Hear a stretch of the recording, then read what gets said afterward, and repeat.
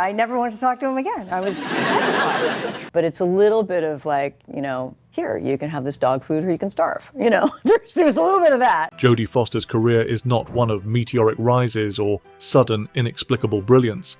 It is a story of slow-burning mastery, built on discipline, instinct, and intelligence.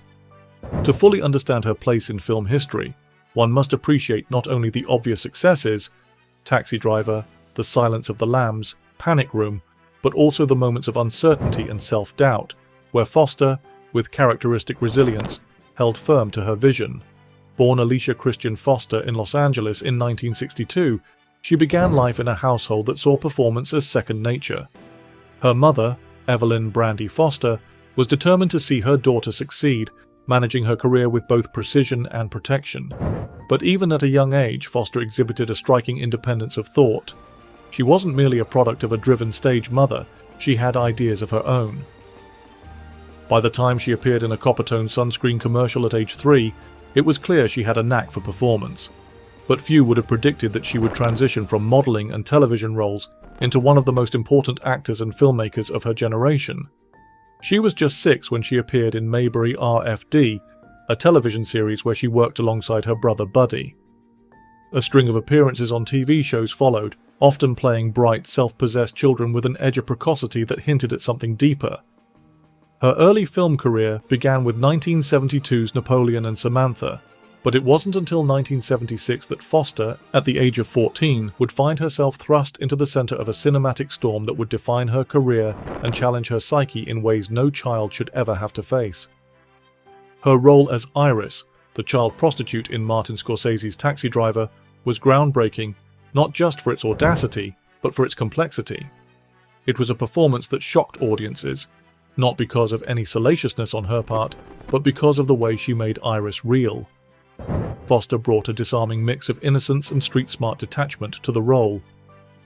"I never played her like a victim," she reflected years later. "I played her as a girl who had created her own world and was in control of it in the only way she knew how." The maturity with which she understood the character was remarkable for someone barely entering her teens. Yet the experience wasn't without its difficulties. Foster admitted that the atmosphere on set was often uncomfortable, largely because Scorsese didn't know how to direct a child actor dealing with such emotionally charged material. Robert De Niro, playing Travis Bickle, became her anchor during the shoot. Recognizing her talent and the strain she was under, he stepped in where Scorsese faltered, guiding her performance with subtlety and patience. De Niro, in many ways, shaped Foster's understanding of what acting could be. "He taught me how to prepare, how to think about the silence between the words," Foster once said. "We would run scenes over and over, and he'd ask me to experiment without telling me what to do. It was like a masterclass, but I didn't realize it at the time." Well, I think Robert De Niro's the best actor now in the world, the most versatile, and he has more to say, and I don't think there's anyone that could equal him. Although the film earned Foster critical acclaim, including an Academy Award nomination for Best Supporting Actress, it also subjected her to media scrutiny that bordered on invasive. Questions were raised about the ethics of allowing a child to appear in such a role. The studio insisted she undergo psychological evaluations to ensure she wasn't harmed by the experience. Foster, ever pragmatic, dismissed much of the fuss. "It was a movie. I understood that. The violence wasn't real. What I found fascinating was how they created it." Yet, beneath her composed exterior, there were challenges ahead. Despite her precocity, she was still a child navigating a world that often reduced her to headlines and speculation. Foster's mother, concerned that her daughter might be pigeonholed into children's roles forever, encouraged her to push for more mature parts. Foster complied, but she did so on her own terms. In the years following Taxi Driver, she worked steadily in films like Freaky Friday, The Little Girl Who Lives Down the Lane, and Bugsy Malone. Each project showcased her versatility, but none of them satisfied her desire to be taken seriously as an artist. Hollywood had a tendency to infantilize her, treating her success as a curiosity rather than recognizing her as a performer with range and depth. In 1980, Foster made a decision that would define her in a new way. She enrolled at Yale University to study literature. While her peers in Hollywood were chasing leading roles, Foster was attending lectures and writing papers.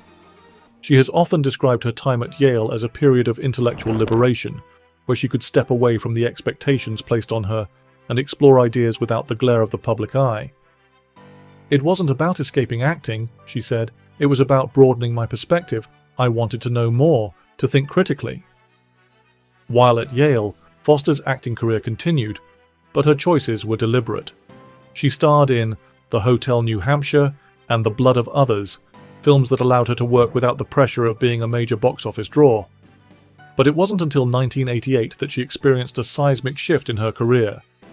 Her role in The Accused, where she played Sarah Tobias, a rape survivor seeking justice, redefined her in the eyes of both critics and audiences. The film was unflinching in its depiction of sexual violence, and Foster's performance was raw, visceral, and fearless. She didn't portray Tobias as a symbol or a victim, but as a fully realized human being struggling to reclaim her life. "I had to let go of vanity," she said.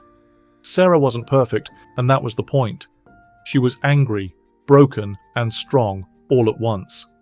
I think I was put off by my performance. I mean, I was only 25 years old or however old I was, and I just wasn't used to seeing myself that way. I wasn't used to how brash she was and how, in some ways ignorant, and how offensive she could be.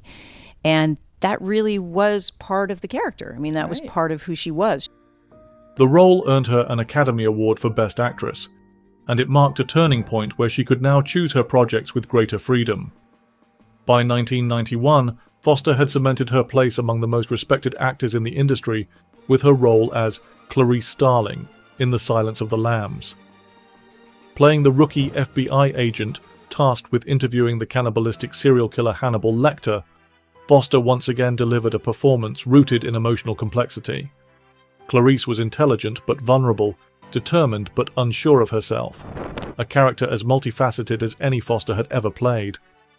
Working alongside Anthony Hopkins, who gave an unforgettable portrayal of Lecter, Foster created a dynamic that was as tense as it was captivating.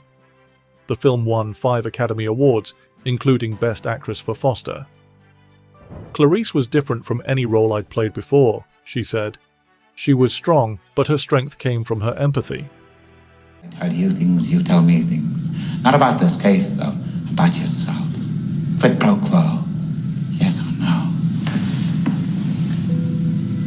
Yes or no, Clarice? One of the through lines, and certainly the reason why I got involved in it, was not because it was scary, which it is. The relationship between Lecter and Clarice is phenomenal. It's something you've never seen before, and certainly something you've never experienced before as an audience. While many actors would have ridden that wave of success into a series of high-profile roles, Foster had other plans. In 1991, the same year she won her second Oscar, she directed her first feature film, Little Man Tate. The film, which tells the story of a gifted child struggling to find his place in the world, was a personal project for Foster. Although it wasn't autobiographical, she admitted that her experiences as a child star informed her approach. "I knew what it was like to feel different, to have people project things onto you that didn't match how you saw yourself," she said. Directing allowed her to explore themes that resonated deeply with her, and it marked the beginning of a parallel career behind the camera. Over the next decade, Foster would balance acting with directing, starring in films like Contact and Anna and the King, while directing projects like Home for the Holidays. But it was her role in David Fincher's 2002 thriller Panic Room that proved she could still command the screen as a leading actress. The film, which grossed over $30 million in its opening weekend, showcased Foster as a woman trapped in her own home with her daughter while burglars attempt to break in. The role required physical endurance and emotional intensity, and Foster delivered on both fronts. "It was a technical challenge, but I enjoyed that," she said. "Fincher is meticulous, and I appreciated how precise he was with every shot." Her later work included The Brave One, a film that divided critics, but earned Foster another Golden Globe nomination. In it, she played a woman seeking revenge after a brutal attack. Foster saw the film as an opportunity to explore moral ambiguity. "It wasn't about justifying her actions," she explained. "It was about asking questions that didn't have easy answers." As Foster's career continued, she garnered recognition not only for her acting, but for her contributions to the industry as a whole. In 2021, she received the Honorary Palme d'Or at Cannes, a Lifetime Achievement Award that acknowledged her decades of work both in front of and behind the camera. Despite her many accolades, Foster remains grounded, viewing her career as a journey of continuous growth. "I don't believe in perfection," she said. "Every role teaches me something, even if it's what not to do." Foster's story is one of endurance and evolution. She has never sought to be a superstar or a household name. Her focus has always been on the work itself. For her, success isn't measured by box office numbers or magazine covers, but by the depth of the stories she tells and the impact they have. As she once said, "I've been lucky, but luck only gets you so far. The rest is hard work, and I've never been afraid of that."